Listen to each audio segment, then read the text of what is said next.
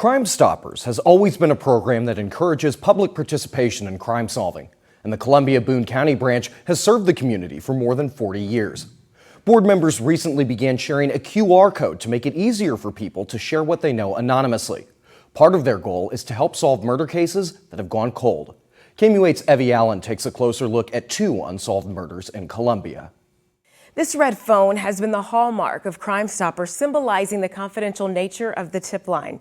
It also means hope for the families of murder victims waiting for justice. I sat down with 2 Columbia families who lost loved ones to gun violence, but their cases have gone unsolved.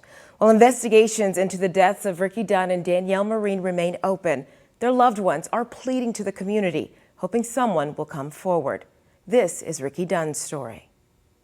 Look, my red bird. Oh, see, I told you. I didn't make that up. Red bird.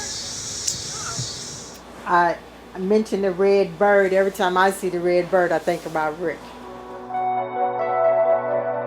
It's been nearly 11 years since the Dunn family lost their beloved Rickie, affectionately known as the Peacemaker. He always tells people you don't know how much time you have. Best thing to do is squash it, get along. He's number 5 out of 7 children to Iona and James Dunn Sr. James Dunn Jr. didn't want to be seen on camera, but he says he admired his brother. He was a beautiful, beautiful man. And I don't call no man beautiful.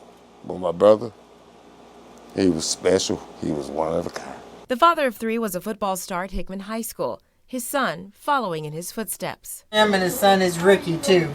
Rickie's sister Pamela Dunn Williams shares a photo of Rickie in 2014. When he walked around with that beautiful smile, he made other people smile. But no one could have imagined it would be his last photo.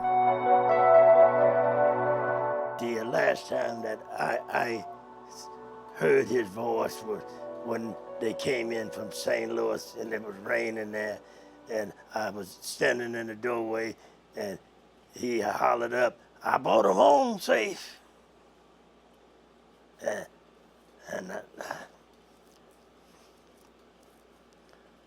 that was the last time that we communicated.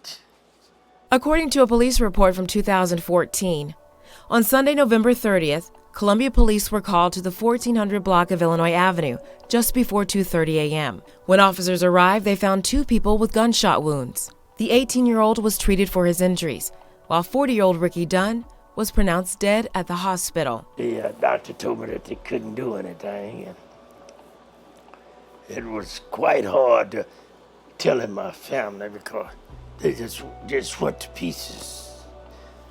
Nobody could, believe, not Rick. To add to their pain, the family says they don't have a clear understanding what exactly happened that early morning, and no one has been arrested. The only thing that I know is what his girlfriend said at the hospital, that he was looking for his daughter, and he thought she was at the party. This here fella came up to the car there, and he was mouthing off, and he used the B word for his girlfriend.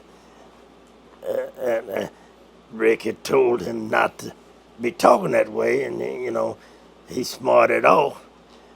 And the next thing, he was out cold.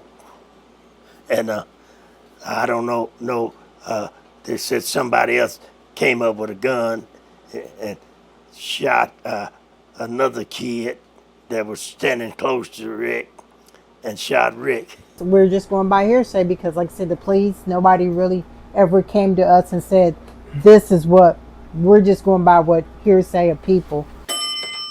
Since Rickie's case is still open, Lieutenant Matt Graymore says police cannot release any more information at this time. I know that there was multiple people that were there that in theory should have seen what happened. To have someone come forward that was one of those people that saw that could be absolutely huge for that case. Columbia has 16 unsolved homicides that date back to the 1980s. Anybody that has information about any case could be crucial. And they might not realize how crucial it is. And the information that they could hold could be the missing piece that we don't have. Graymore says CPD has 4 homicide detectives and 1 that works cold cases, but also carries a different caseload. In the times her caseloads go down, with the ebb and flow of crimes, she's able to work on those cold cases. There's a process that we have that we went through just recently in the last 5 years, if I remember right. We went through every cold case that we have going back into the 1980s, and we evaluated all the evidence that we had for every one of those cases and basically scored them on the new technology that's available in DNA, if there was something that we could test that would be productive. And that's a time process. Like, it's a very intensive method of going through all the reports.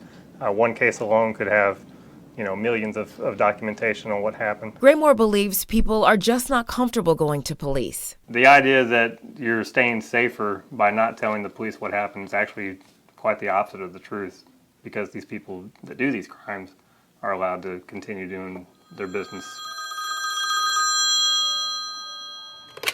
Crime Stoppers provides a way for witnesses to share information without revealing their identity. My name is John Fields. I am the board president for Columbia Boone County Crime Stoppers. Fields says he wants to make sure that people understand every call to this red phone is anonymous. All they want is answers. All they want is somebody to remember them, think about their loved ones that they've lost. Before joining Crime Stoppers in 2016, Fields spent 11 years as an Air Force security policeman and 13 years as a Boone County Sheriff's deputy before retiring in 1997. When Fields met with the Boone County Community Against Violence, an advocacy group Pamela is part of, he made the families a promise. I'm not going to sit and tell them that I am going to solve them, but I said, if we get one solved, I'm going to work harder to get another one solved, because they need to have some closure, and they haven't got that yet. If people don't want to call Crime Stoppers, the new QR code is another way to share information confidentially.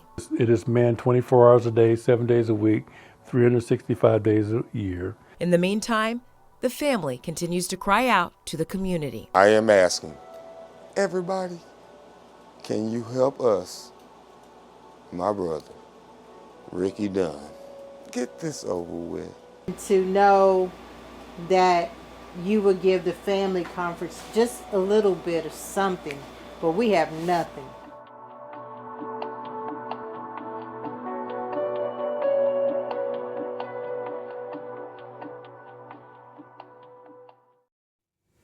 If you have any information regarding the murder of Rickie Dunn, you can help by calling CPD or 573-875-TIPS or scan the QR code on your screen. Fields says it is secure and will not capture your IP address.